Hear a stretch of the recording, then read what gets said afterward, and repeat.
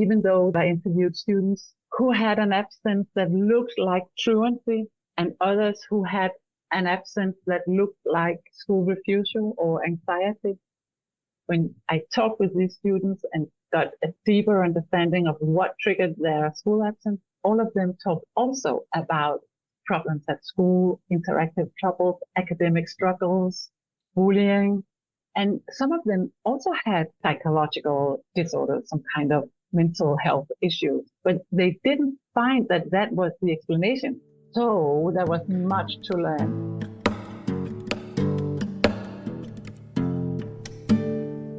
Hello and welcome. I'm Abby. This is Stories Lived, Stories Told, and today I invite you to join me in conversation with Gro Emmertsen Lund as we take a communication perspective on school inclusion, social constructionism, absenteeism, and community. To take a communication perspective is to consider what we're making and how we're making it through our communication practices. This means we look closely at patterns, context, stories, and relationships, and that we use curiosity, mindfulness, collaboration, and dialogue to create better social worlds. So whether the topic of today's conversation is familiar to you or not, the hope is that using a communication perspective will reveal new ways of seeing and being for all of us. At the top of the episode, you heard our conversation partner today, Gro Emmertsen Lund. Gro is an independent scholar, education specialist, researcher, and author. I really enjoyed getting to speak with Gro, and so I'm thrilled to be sharing this conversation with you. I think Gro has incredible insights, and it's also a very hopeful conversation, and that made me excited and energized. This is the last episode in our education series, so as we listen to this, I'll also kind of prompt you to be thinking back on the other conversations in this series and be considering what you've learned from all four of these conversations together. So I won't say any more. Let's just jump into it and wrap up the conversation with Gro.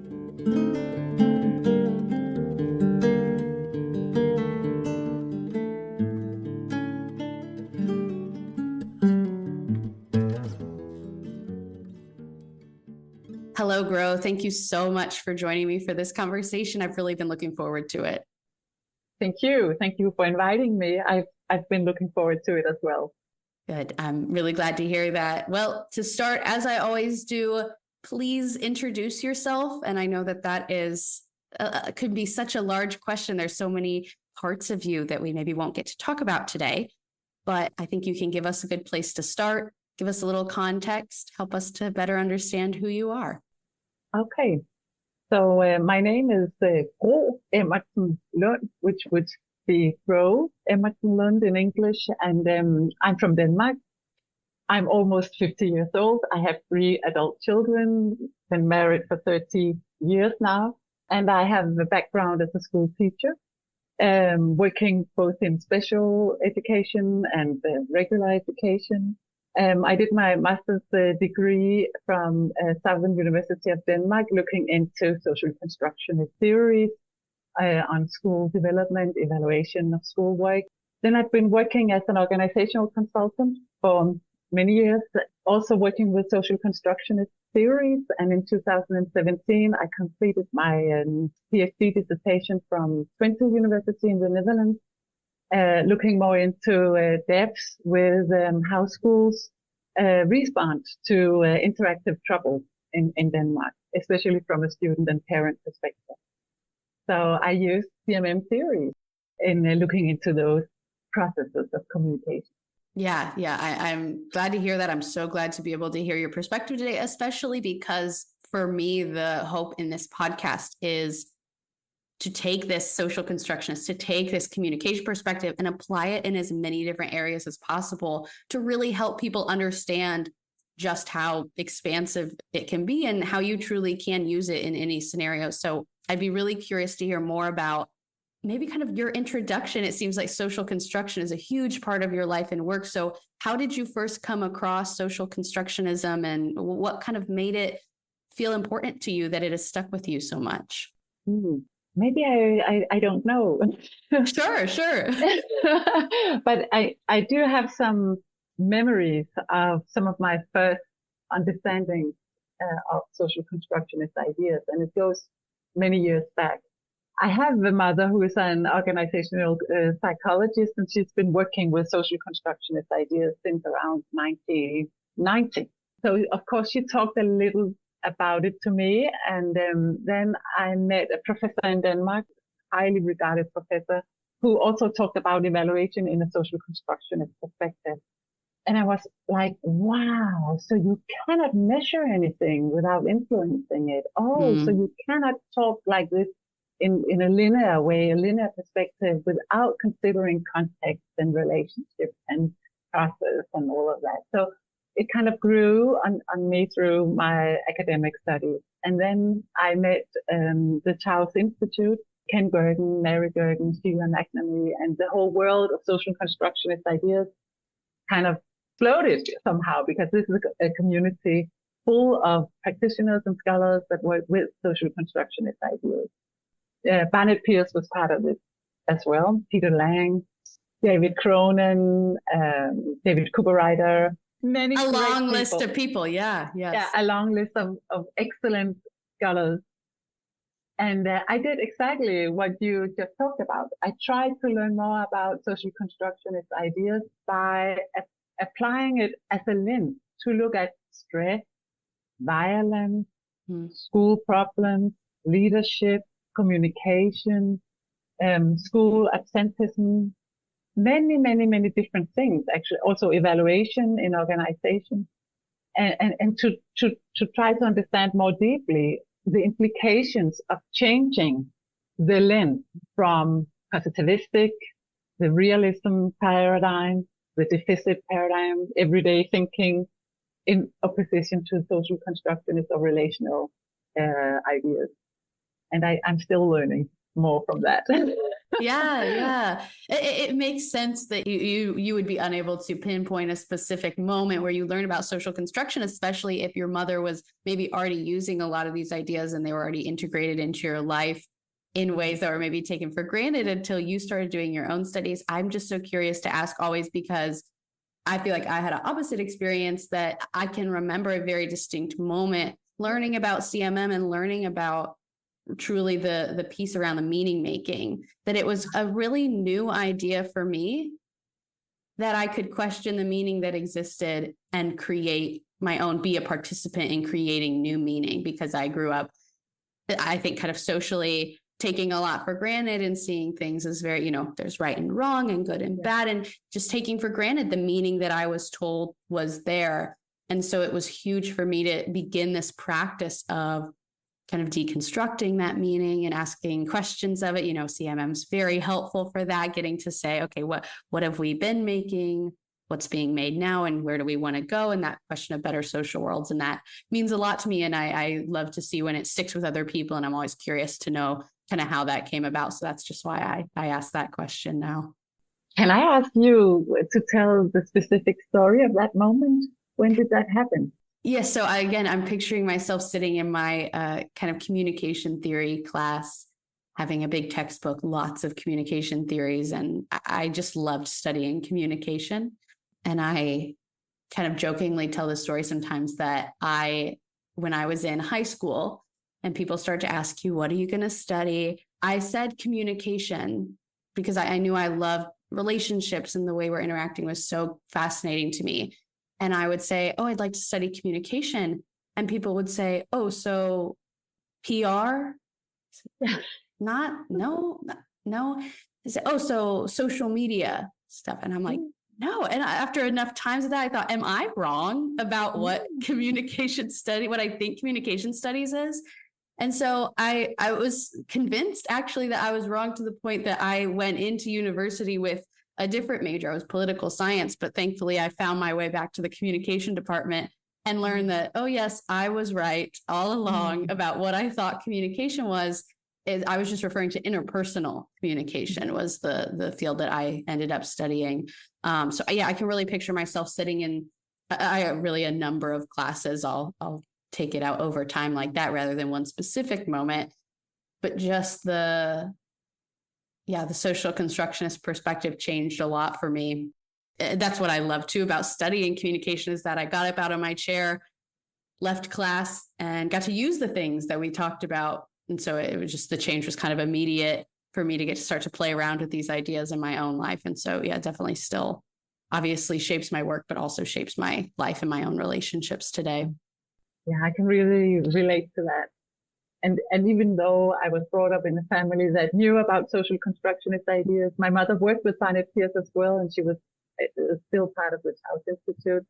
On a personal level, I had the same discovery as you did. This is kind of life changing. If you think it through, it changes everything. Yes. But you really need to discover this and feel it somehow. And I was surprised of the many ways that CMM and social constructionist ideas offers new perspectives, new ways of being together. The center stage of relationships are so strong in all of those ideas, and not to think about individuals, deficits, problems, all of that in a very deterministic way, but understand that these things are created. And the 4 questions you just referred to from Barnett Pierce, I love them. So what are we making together? How are we making this? Who are we becoming while we are making this? Yeah. And how can we make better social worlds? So the idea that our worlds are social and that we make social worlds is just very applicable to many, many, many things in everyday life. Yeah. And this is making me think about transitioning nicely into kind of the majority of our topic, and one piece of that being kind of change processes that you write about. And so I think having an understanding of a social constructionist perspective, having an understanding that you as an individual get to be an active participant, making meaning in your social world with your fellow human beings who you have to collaborate with, and you have power in that situation. I think that is necessary for change to happen. I think a lot of people end up stuck, not feeling like they can change things when they don't have that perspective. So yeah, maybe that's a great place to start for us getting into a little more the specifics of your work. If you could talk about the change that you work with, the kind of change that you encourage and hope for people to experience. Okay, let me see where to start, because I do a lot of different kinds of work. So I work with schools and educational institutions and daycare institutions, the municipalities, leaderships, NGOs and politicians and lawmakers and researchers and experts in various different kinds of the networks and organizations. And I think what I mostly do is that I try to apply social constructionist ideas into the conversation. So I meet organizational members that are very much engaged in their work and experience some kinds of issues, problems, troubles, barriers for change. And they want to work together and they talk together, and sometimes they end up in conflict, or they have different conflicting ideas of where to go with their organization. So I come into the organization typically when there are something troubling them. And so I just engage in the conversation. So I start asking them various questions. And I use theories from, social constructionist theories, Barnett Pierce questions, Carl Tom's different questions. I play with questions. So I really stand on a strong theoretical foundation, and then I try to improvise.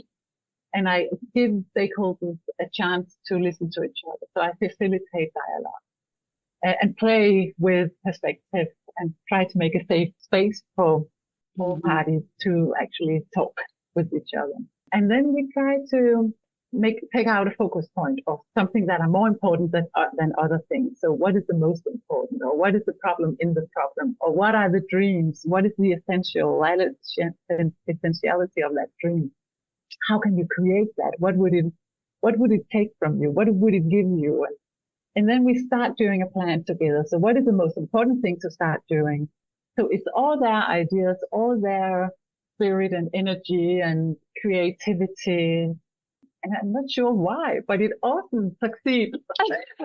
So I think people like to have these conversations with each other, but they really need help to facilitate them. And then we kind of make a plan, 1, 2, 3, 4, we need to do this and this and this, and we never follow the plan. So that's not the the most important thing. The most important thing is the coordination between them in their everyday life. So if they can talk in a different way, they can use the plan as kind of a leading star, and they can come back to me, and I can coach them, or we can talk about things, and they can adjust ideas, or so they are actually doing the change. Right. Yeah. And they choose what kind of changes they want to do. And then we look at what data do we need to look into to see if the changes will take place. So we also work more positivistically with numbers and figures and data and stuff like that. So we can monitor kind of the change process. And sometimes we run out of funding and we need to stop the process. Other times they feel very much helped now they are in a better place, in a good place, and this was what they hoped for, so they don't need me anymore. And the sooner that happens, the better. And sometimes it doesn't happen. So it's just, we won't succeed with this. And that's also okay. There are many things influencing in working life. And not all of those can be changed over a process of 1-2 years. So I'm not sure if I answered that question, but I do also do a lot of research, and I do writing. So I publish books and articles, and I publish about my own work, but also I look into subjects and I apply a social constructionist lens to that subject, a problem, and kind of try to explore and elaborate new theories. And that was a great place to start. I'm glad we could start so broad and say, well, truly it applies to all these areas. And you could speak kind of generally about how that works for you, coaching people. Again, not giving them the answers, but asking questions so that they can actively participate. That's really wonderful.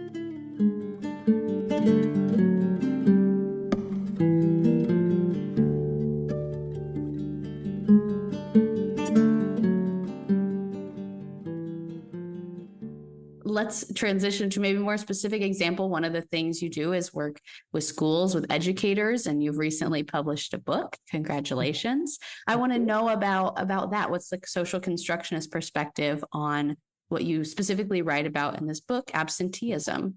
Yeah, exactly. So we have a large problem in the Western educational world about school absenteeism. So many students are not coming to school for various reasons. And if you look into the traditional research and literature on school absence, mostly you will find explanations that goes either into deficits into the individual students or socially marginalized families or poverty or something like that. Okay. And these are issues that schools can rarely change. Very often the problem of school absence leaves the school area and goes into other sectors, either the mental health sector or the family social sector.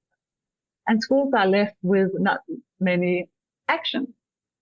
And as we have seen in Denmark, a rise in absenteeism data over the last 10 years or so, really dramatically increasing the numbers. I was puzzled. So why are students less likely to go to school? What is going on?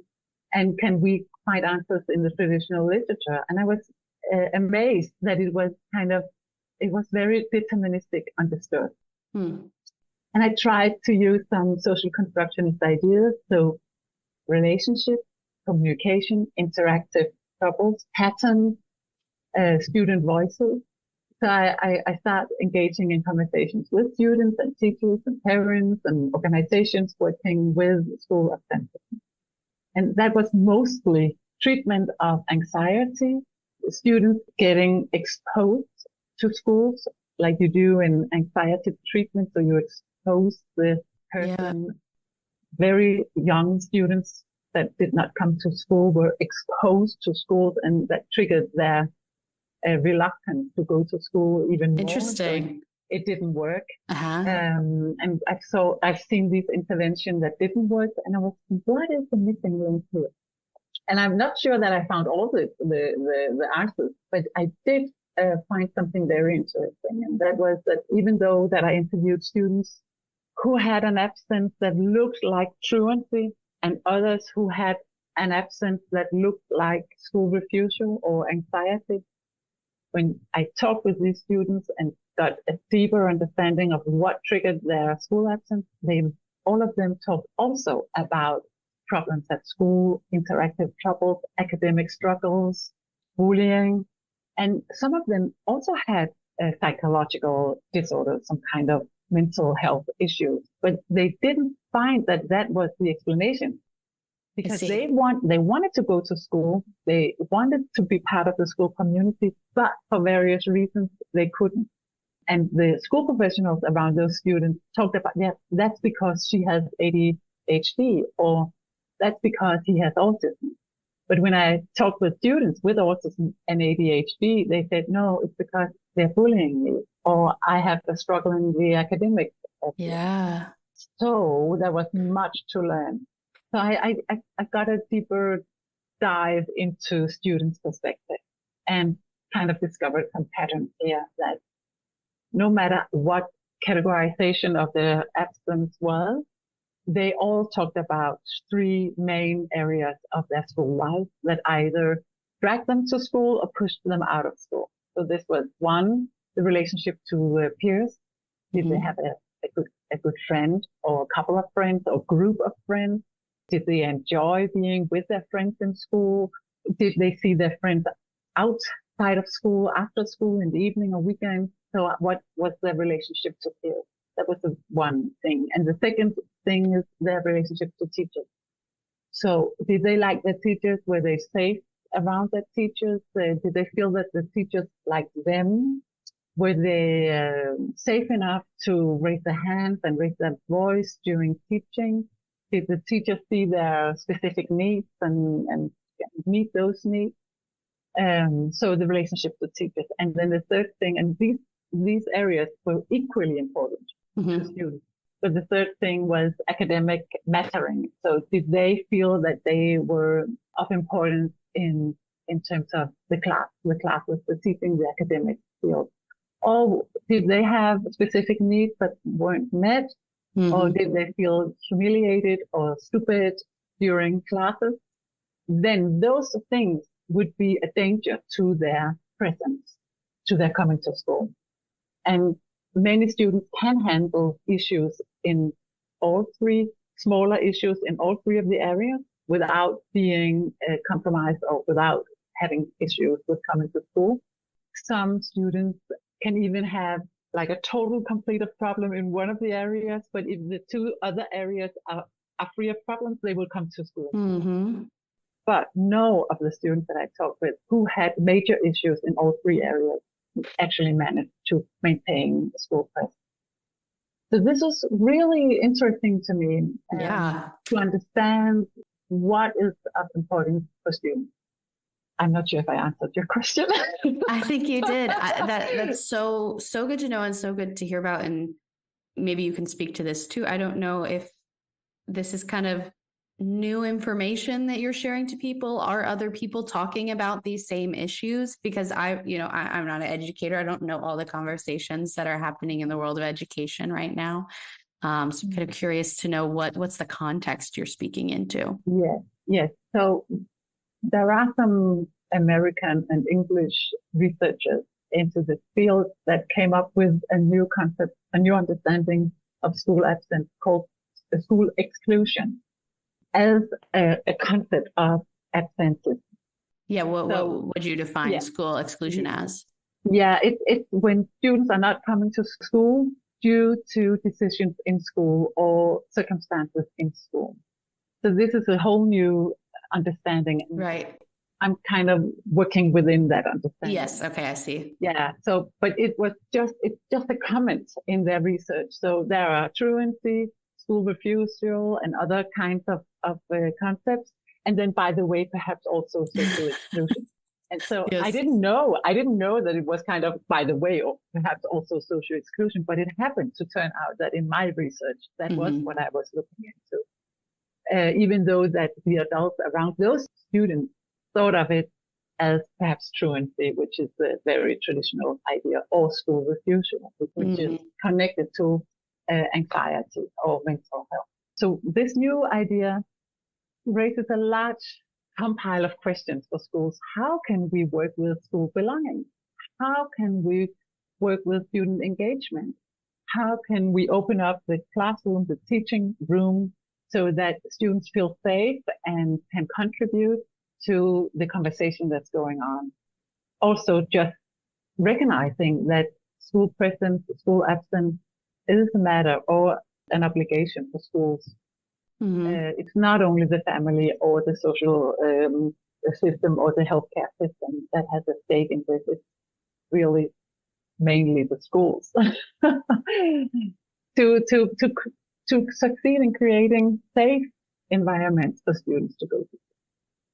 Yeah, that seems like your work is kind of bringing that to the forefront to say schools are not powerless here. And that makes me think of this, CMM distinction of looking at communication instead of through it, is that maybe it's really easy for parents, for teachers, for administrators to maybe hear stories or experiences from students and kind of look through it and say, oh, you're being bullied, or you're not feeling like you're doing your best academically, but not kind of see that as, I don't know what the word I'm trying to find is, but really like representative of the larger picture of really as being really important pieces to what's going on. So it's, it just, I'm seeing this all through the lens of meaning making. It's that naming piece. A student might not be present at school, and you could call it truancy, and you could call it a number of things. You could, blame it on or give reasoning to a number of things. And that again, that shaping and being shaped by the social world, is that calling it any of these things will shape how the child experiences it, I would assume. And so calling it what you're calling it, the school exclusion that's going on, I think is a really meaningful shift in the way you're naming it that feels really productive for probably both students and schools. Yeah. You say it better than me. I'm not fluently in English. Does that make sense, everything I just said? Okay, yeah. It makes sense. And this is exactly what I experienced with interviewing students. They feel suddenly empowered. Right, yes. So it's not because I'm poorly raised, or I am not willing to do an effort, or I'm too stupid to go to school. It's because of school exclusion that I find it difficult to engage probably in school. So, but there's also a side effect of that, because it's not only the fault of the school or the issues. Sure, yeah. It's a combination of how students experience and how parents and students and teachers, they talk about it with the students. So it is really important, the language we use, the meaning-making process, how can we facilitate so we open up multiple perspectives in that conversation and not kind of lean into one single explanation, one factor explanation. But just to have that concept of school exclusion is opening up the box. It's not the individual student or family's fault. It's a co-creation of many factors. Yes, that makes so much sense to me. And I'm curious about another factor that I imagine is playing into this for you and for the education system in Denmark. I know it is in the United States. Curious about how COVID-19 changed the way that schools, the way that students relate to school, the way, I don't know, how did COVID-19 change schools, I think is my question. Yeah. How are you seeing that in your research? I did some research during the lockdown in Denmark. Together with two colleagues, we collected 600 and something essays from various students in schools, where we asked them to write about how they experienced the lockdown of schools. And many of those students talked about loneliness and missing their peers, missing school, feeling like it was difficult to being taught online, and it was boring to have online teaching and so on. So these were students that were 100% not coming to school, but we had also students that came in for a couple of hours every day in smaller groups with the same teacher all week or month. And they experienced the best time of their life Mm. because it was 8 students and 1 or 2 teachers that stayed with them all the time, Mm-hmm. and no one else. It was kind of very protected little environment, and especially younger students really benefited from that. And we had conversations in Denmark on media and in newspapers. How can we use the learning from the lockdown period when we open up schools again? What was actually effective and Yes. useful? Yeah, because many things showed up to be really effective, especially when relationships was taken care of. And but we didn't learn from it because when schools opened again, it was back to normal, and it's the same money, it's the same funding, it's the same organizing, and so on. Mm-hmm. So unfortunately, maybe we did learn something when locked down, but afterward, no one is really ready to act on the implications.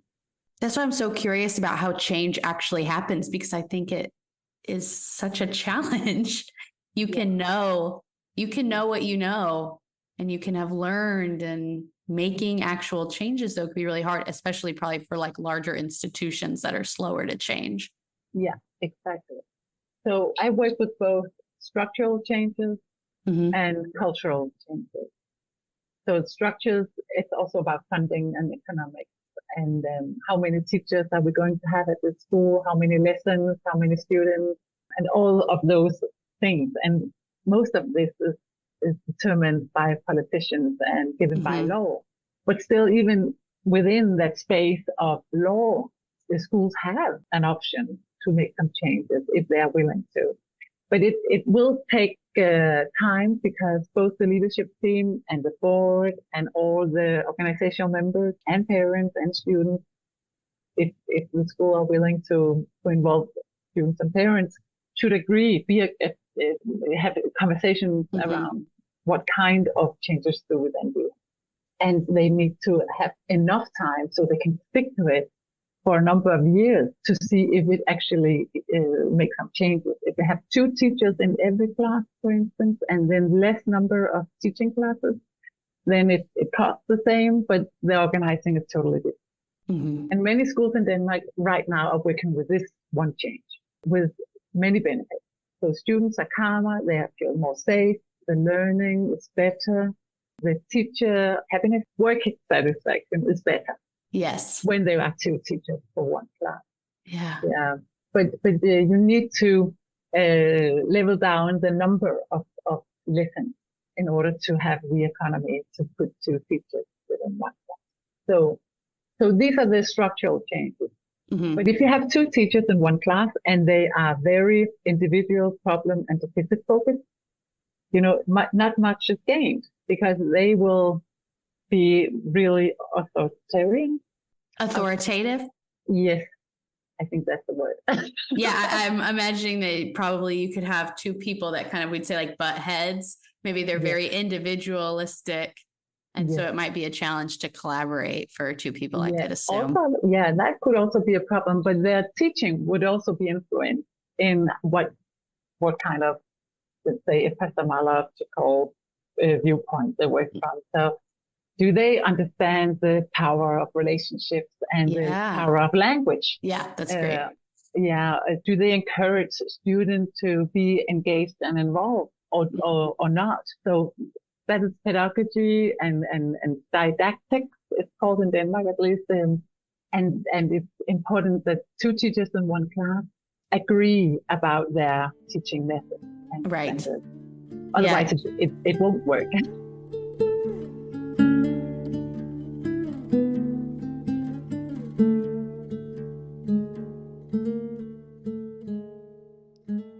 Yes. Yeah. I'm curious to hear more about this kind of distinction you're making between, I think you said like a problem solution or a deficit kind of thinking versus, would you say the opposite of that is like a social constructionist perspective? Yes. Would you tell me more about the difference between those 2 perspectives?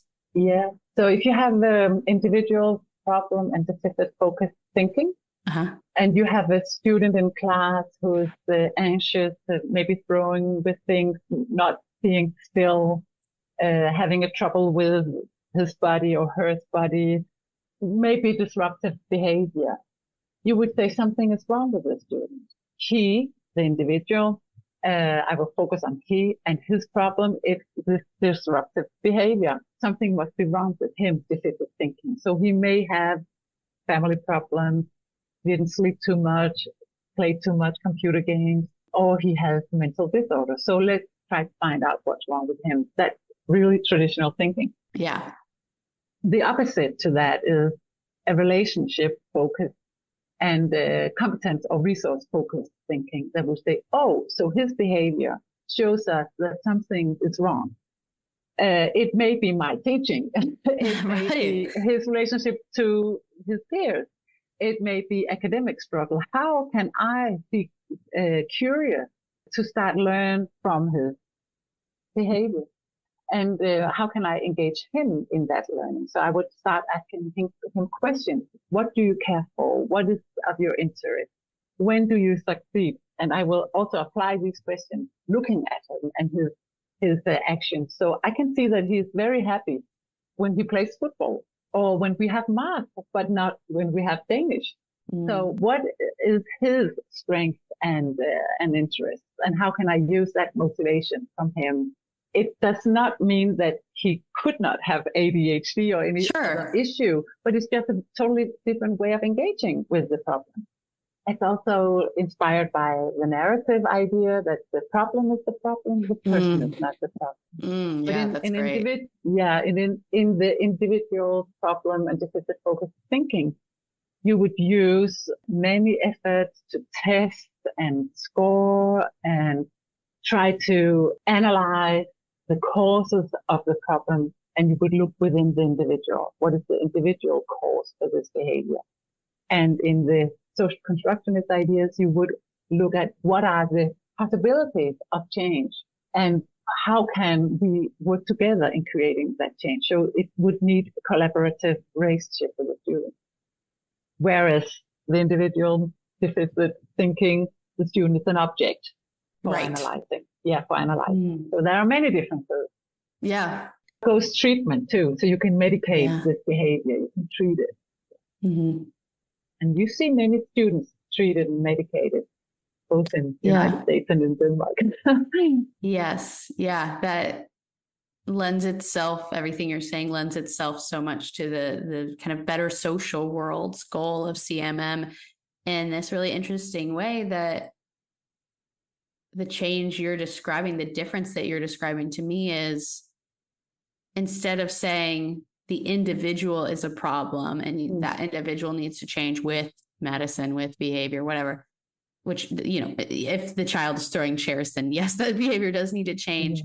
But taking a step back and saying, what if the social world is the quote unquote problem? What change can happen in the social world? And that is a theme that's come up across a lot of conversations. I would say this idea and part of it is the stories we tell about our lives, the difference between something is wrong with me, I need to change, and what can we collectively change about the social world so that more and more people feel at home, feel safe to be their authentic selves and just kind of accommodating more way. I've talked to people who are or support or do research about like neurodiversity. And that's such a great example of there's a lot of different ways of thinking and communicating and being in the world. And one way is not right and one way is not wrong. So what can we do in our social world to make it so that more people are accommodated and more people get to thrive because the environment allows them to do so and changes to accommodate in that way? Exactly. Yeah, that's really important. So we need to think more broadly about what is normal, what normality is, and the ideal of the ideal student is very narrow. And often asked social constructionists, do you not recognize mental health issues, disorders, and neurodiversity, to take one example? And I do. It's like you have broken a leg and you need medication. Yes. Yeah. Something similar.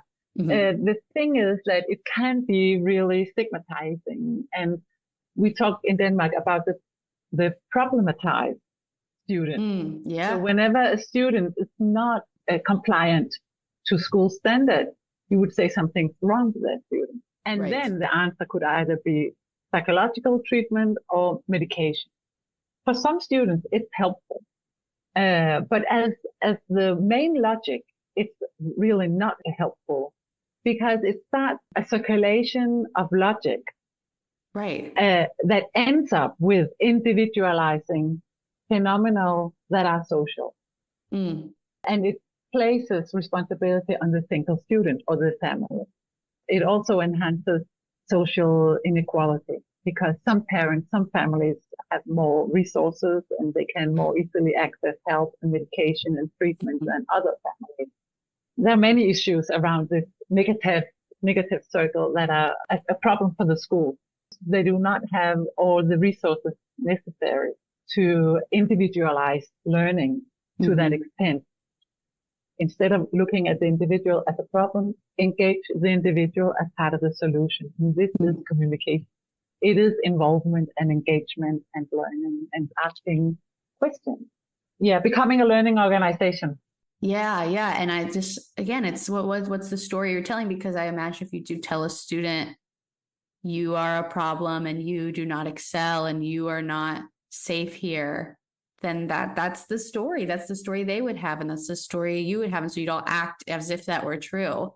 And so I think the way I'm framing what you're saying is, again, like you're saying, not that you're rejecting kind of current understandings, but what can we add to this and what additional meaning can we make of this? And how can we change the stories we're telling to be more productive and to actually make change and help and be supportive of students and families and schools? Yeah, exactly. Many of those students that I interviewed, they have either ADHD or autism. When they get that diagnosis, they are very happy because finally somebody understands them and finally they understand themselves within the language of disorder or differency or diversity, whatever language you use. But the thing is that many of them also internalize that deficit. So they say, well, I cannot do that because I have a disorder or a difference. And that becomes their deficit story. So the thing is, how can the diagnose become a fundament of growth and change and not stigmatization? Yes. Yeah. And that is really difficult because we have a society overall that looks at differences within a deficit framework. I think. I'm not sure, but I think. Yes. You think. That's good. Yeah. I think this is such an interesting conversation to have. And I'm really glad to be able to get to talk to you today because, your book right now is only available in Danish and Norwegian, I believe. Yes. Is true. Yes. So, English speaking people won't get to read it, at least not yet. But this is so relevant for so many people in so many places that speak so many languages. So I'm glad to be able to make some of your work a little more accessible through this conversation. I just think it is so relevant to a lot of people. I'm happy to hear that. Yeah. I'm happy if I can contribute to the conversation in some way, because that is what I do. I do in Denmark, at least in Norway and the Faroe Islands as well. But I did also publish some things in English. Yes. For the Sage publication and through the Taos Institute also. But what I see is that the field of study in education is moving really fast at this moment. The speed of publications are crazy. And even though that we look at different school systems in different countries, some of the same issues arise. Right. So right now it's school absenteeism, it's school violence or interactive troubles in schools. How can we work with that as educators? It's school parent collaboration also a large issue, and inclusion, exclusion. So we have issues of sex, gender, race, social class, many things. And it looks like in the Western world that we are a little behind all the time. So we are really running behind the problem instead of being proactive. And part of this, I think, is that we have like an epistemological, maybe not war, but kind of war. So if we cannot recognize issues, problems as being people's lives, so they live with poverty, they live with issues, problems, troubles, and this is their life. They have less privilege, people with less privilege. Mm-hmm. And then research and lawmakers are the privileged one, and they're kind of making the standard. The distance between those, I think, is kind of increasing, not decreasing. We should decrease that. Yeah, I have a lot of friends who are teachers right now, and I hear a lot from them about the struggles of there's lots of different policies being made, again, by politicians who are not educators and who it seems like do not truly understand what educators need, what students need, what schools need. Yeah. And so it is really, like you're saying, I think maybe there's a lot of research, there's a lot of thought going on that is happening very fast, but the change is happening very slow. Exactly. Yeah. So that's an issue. Mm-hmm. I did visit some schools in San Diego and San Bernardino some years ago that did marvelous, excellent work involving students' perspectives into teaching and school organizing. They used relational and restorative practices, narrative restorative practices, the New Zealand tradition. And it was just amazing to follow their work and their statistics. So they managed to bring down the number of suspension and expulsion, and they succeeded in minimizing the gap between white students and not white students. So when they started, Black students were more often suspended and marginalized from school. And when they worked with student engagement and relational and restorative practices, that changed. I love those examples where pedagogy and relationships and language make that huge changes, really solid changes without, structural changes. It's all within relationships.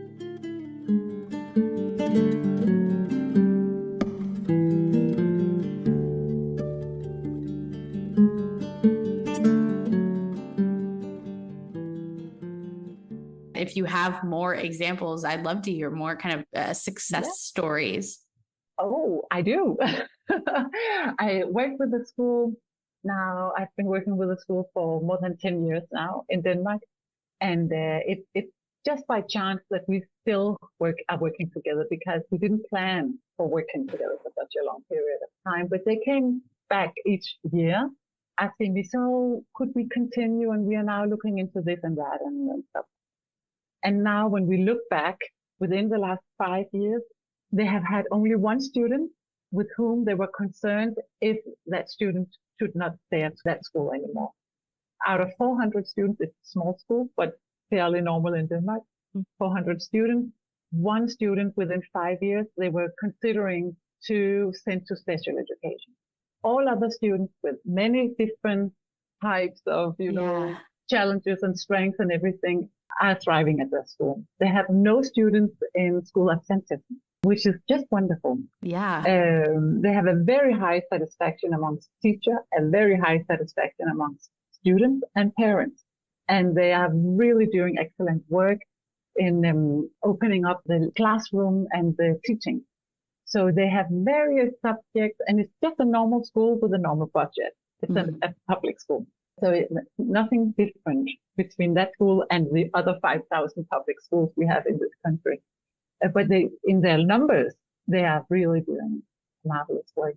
And they also work with DMM and appreciative inquiry and narrative ideas, social constructionist ideas. Yeah. So they started building up their social capacity or social capital amongst teachers, working together, talking together, helping each other, building networks of strength-based relationships. So they can call a colleague and say, can you help me? I have this issue. So they book each other for coaching. I know you're very good at math and you're very good at boys and math, and I'm struggling in my math lesson with a group of boys. Can you help? They build up a learning organization. That was the first 2 years, and they did it in various creative ways. Very cheap ways as well. Yes. Yeah. So the next level was, could we communicate with parents in a different way? Could we listen more to parents? Could we be more responsive to their needs and worries and dreams? So they engaged parents in workshops where they dreamt of the best of the future school and engaged the student and parents' dreams in decision making.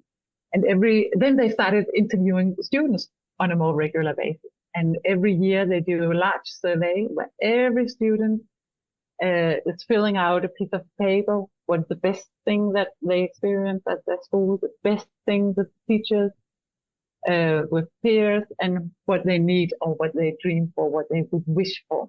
And the leadership team collects all that data from 400 students and look into what can we meet here. And one year, a large number of students wanted a more green area in the school, green environment. So the leadership team went out to buy a lot of plants, which was not expensive in terms of what they could have wished for. Yes. And very easy to buy plants and put them around the school. Another year, students wished for more subjects and more autonomy and an option to choose between different subjects at school. So the leadership team, together with teachers, developed a little booklet with 29 different small subjects that students could choose within 6 weeks every year. Every school year, they had 6 weeks with only voluntarily subjects. And it could be cooking, baking, repairing your bike, doing some IT programming, painting, whatever. And it was the students that came up with ideas for subjects. And they continued this for 10 years now, this idea. And the students love it. Another example, I will maybe stop coming with examples because I can talk about this school for. These are great. That's so great to hear. Yeah, but another example is that they had an issue for a couple of years, and an increasing issue. And that was that many students came to school too early, like half an hour too early. And they didn't have any teachers at the school at that time, 6:30, 6 something in the morning. Or 7 something in the morning. And in the wintertime, the students were freezing outside of the school, couldn't go in. And they wrote to parents, please do not come with your children that early. And, we are not even open yet. But the parents couldn't help it. They needed to go to work and there were no other option. And instead of making that an issue between parents and school, the school asked, so what can we do? Maybe we should open the school in the morning. Maybe we should do a breakfast cafe. Maybe we should have some professionals to meet the children when they come. And they started this as just a pilot project. And now it's fully integrated. And the booklet with little subjects that that students can choose from also always has baking class. So each year the baking class makes sure that there are buns and small things to eat in the morning cafe. And then they discovered that these students coming into morning cafes, they wanted help to prepare their homework or to make sure their pen and pencil were all up to date and so on. So it was actually helping also into the academic issues of the world. And this is now running very regularly with no problems at all. So there are many, many, many concrete examples of how a school can use the resources that students and parents have to make better lives, school lives. The thing about inclusion and exclusion may be the biggest economic issue here, because in Denmark, whenever you send a student to special education, you take the money from the school's budget. Interesting. Very expensive. Yeah. So if you stop excluding students to special education and meet their needs in regular school, you will have a much larger budget, and then many things are possible. And so I had the school coming to the Ministry of Education to tell them how they succeeded in creating great school lives for their students, despite different needs and things. I also had researchers from Norway, and even Kent Gerten visited the school.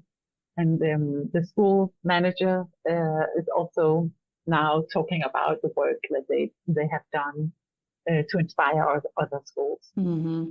So you can really make long-term school changes or build up a culture, Yes. a sustainable culture, relationship-based sustainable culture. It's not that they do meet problems and issues sometimes, and there are things that they find difficult, but they have the right language and understanding and concepts in order to have conversations together about how to deal with it. So they have a shared responsibility. I really love that. It's so wonderful to hear those stories, because everything we've talked about, all of your work seems to be about, okay, yes, there are things that schools, parents, students cannot control. Those exist. But there are also things that they can control. And the stories you just shared, that's the change process. So you can say, oh, wow, change is really hard, but it's not impossible. And there are schools that are doing really meaningful things. And so I think that's a wonderful example. I'm so glad that you were able to share all those stories, because I think that'll make it really like real and tangible for people, the kind of change that can happen, that they can create and experience on the personal level, relational level as well. So that's really wonderful. But okay, I want to move into this CMM-ish language of talking about better social worlds. I've already mentioned that a couple of times, but I think the conversations you're having seem so important for schools, but also to have these larger implications. Like we began our conversation with talking about how broad the work that you do is. And so I'm curious, I can already use my imagination in many ways to see how the work you're doing is obviously part of a better social world, but I'd love to hear in your own words, how is this work around school inclusion and community and absenteeism? How is this part of us creating better social worlds? That's a good question. We should ask somebody else. I'm not sure that I can answer it. Sometimes it's more difficult for students and teachers and parents to engage in those conversations. It may be even easier if someone else took a decision upon them, because it's also difficult to be responsible, to be engaged, to take responsibility for better social world. Yeah. So it's also demanding to be invited into those conversations, and not all students are ready, or not all schools are ready to go into that conversation. But when they are, or if they can be more willing to engage, just maybe in the small bits and pieces here and there, they will grow from it. That is what my experience says. So when they get a taste of it, they want more. Yeah. Oh, so if I want plants in my classroom, the manager will run out and buy plants. How important then am I? Yeah. So it's to matter and add value when they discover that they matter. That's just a huge shift. Yeah. So from being an object, nobody cares, nobody listens, to being a subject.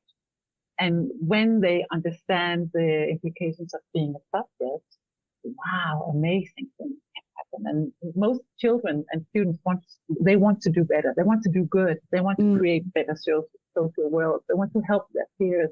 I've never met a student that didn't want to. Yeah. Maybe they didn't want to right now at this moment with you asking, but they would want if things were different. Most students and teachers, they want to create better social worlds, and they need the context or the situation where that is possible.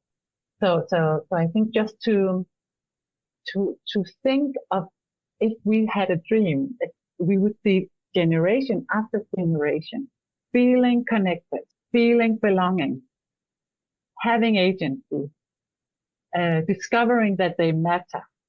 What would the impact on society be on that? Doing good with each other. Yes. Yeah, that is what we need in the world, I think. I absolutely agree. Yeah, there's so many larger issues we should take care of: war, climate, environment, inclusion, stuff like that. So less new public management, more relationship. Yes. Less controlling, more engagement and engaging. So I do see a lot of hope in school communities, and a lot of spirit and engagement, and wonderful schools doing wonderful things around the world. I also visited schools in Ontario, Toronto. That is excellent. And in Norway, I was so inspired. Oh, I could talk with you about a school in Norway. Yeah. So they do excellent work with students at risk. Students that are not coming to school at all. They are outside of school and they do not have jobs. So it's students that are lost somehow. And then they work with them for 1 year and they use strength-based approaches, social constructionist approaches, CMM, critical thinking, and narrative ideas. And within 1 year, you would see a total difference. Wow. So the statistics is that after 1 year, between 93 and 99% of each year students are continuing either in education or job. Wow.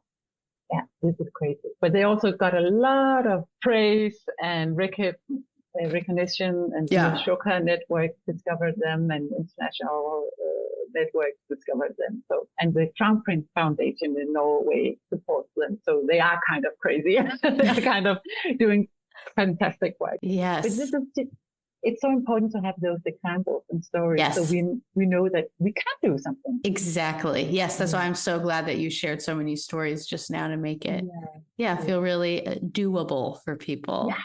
That anybody. And it's this kind of, it's both coming from this kind of small detailed perspective, but also this very broad perspective is that you as an individual, you in the classroom as a teacher, you can be making changes. Administrators can be making changes. And it's relational, and it's these small moments that we're paying attention to.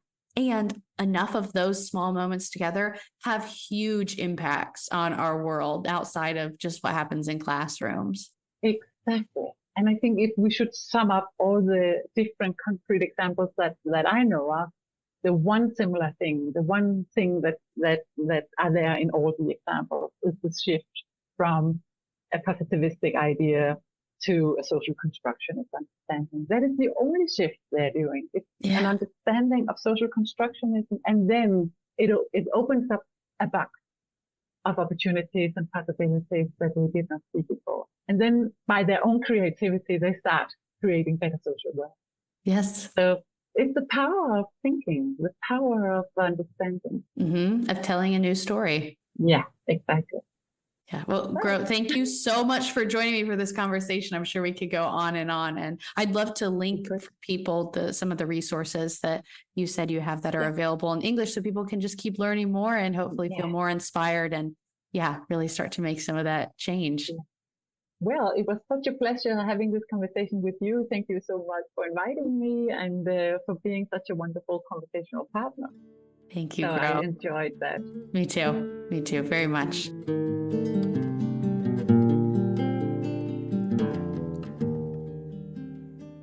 Okay, that is all for our conversation with Gro. At the end of each episode, I'd like to offer questions to reflect on. This acts as a next turn, so the conversation doesn't stop just because the episode does. Like I said at the top of the episode, because this is our last conversation for this month's theme, in addition to the question I'm going to ask today, I'd also have you think back and reflect on the questions I asked in previous episodes.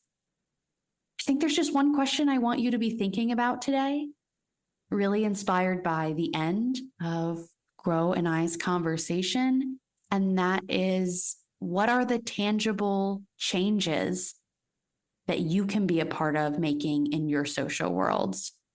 Whether you're an educator, whether you're a student or administrator, whether you're in a school setting or not, I think there's so many great lessons that we can take from this conversation that any of us can apply to any of our social worlds and how to make change happen when that can seem really hard to do. You're welcome to reach out to me to share your reflections. I always love to hear those, as well as any of your own questions or ideas. You can connect with me through email, the website, by commenting on Instagram or YouTube, or by commenting on the CMM Institute Substack, where you can also find all podcast episodes. The reason I invite you to share your reflections with me is to stay in dialogue, such an important value of CMM and a communication perspective. Other great ways to stay in dialogue is to follow the show wherever you listen, leave a rating and review, and most importantly to me, share this episode with someone you want to invite into the conversation. I'm supported by the CMM Institute for Personal and Social Evolution. This podcast is just one of many initiatives designed to create space for more conversations that move us toward those better social worlds we hope to create. Because this is a conversation that is part of our education theme, I would be remiss if I did not specifically call out our Cosmo activities, social emotional resources. That's one of those other initiatives that the CMM Institute has created. They are social emotional resources available for free, multiple activities for all different ages. And those are available at www.cosmoactivities.com. I'll include the link to that in the show notes. So especially if you are an educator listening, or if you know and love an educator, please check those resources out. I think they're really, really meaningful. So you can learn more about that and all the other initiatives of the CMM Institute in the show notes. Thank you for showing up. Thank you for being curious. And thank you for being a part of this story. I'm Abby, and this has been Stories Lived, Stories Told.